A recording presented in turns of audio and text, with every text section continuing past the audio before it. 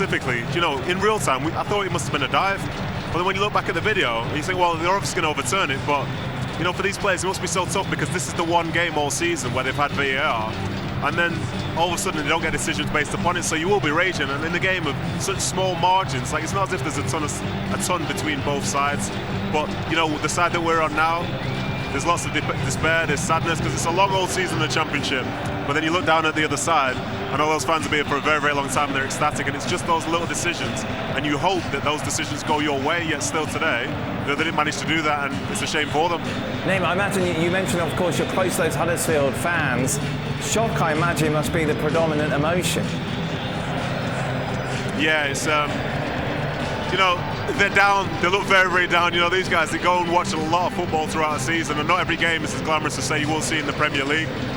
So they're a bit devastated, but they'll travel up north. I think they're proud of their side. The side have really overachieved this year based on what people expected from them. But, you know, they remember this moment, and I'm very lucky to say, you know, I played in one game at Wembley, and it was a playoff final, and I had the experience of being down there the same way the Forest fans and the players are now, and that's a great feeling. And I say it's a great day to go out at Wembley, but it's only like that if you win. And I think for some of these guys, you know, it's a trip down here. They saw their team, they saw their players, they saw them try really hard.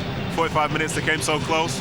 But I think we're a few of these, as soon as we start seeing some of those replays of penalty decisions and then think about how close they came anyway, I think some of that disappointment might turn into anger, and then before you know it, the VAR question comes back up again.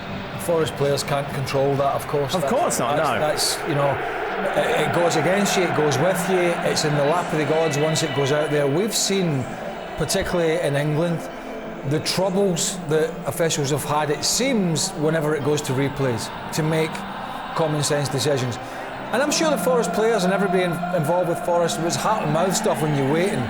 This time it's gone their way. I forgot about that point Nedum made actually that they've played 46 games without VAR. Yeah. Even in the playoff semi-finals they had no VAR, and they were such big games.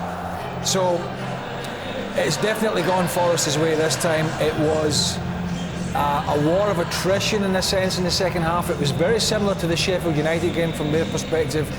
They got dominated in the second half, they got pushed back, they looked nervy, they couldn't hold the ball up front, they were giving it away, it was coming straight back. That's inexperience.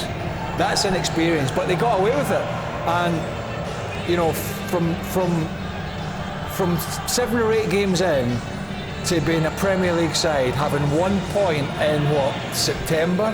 Around about September time, end of September, having 1 point on the board when everybody else was out there with, you know, 18, 19, 20 if they were a team that was going to go for promotion.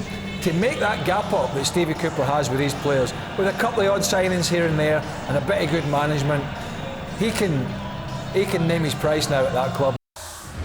Thanks so much for watching ESPN on YouTube, and for more sports highlights and analysis, be sure to download the ESPN app, and for premium content and live streaming, subscribe to ESPN Plus.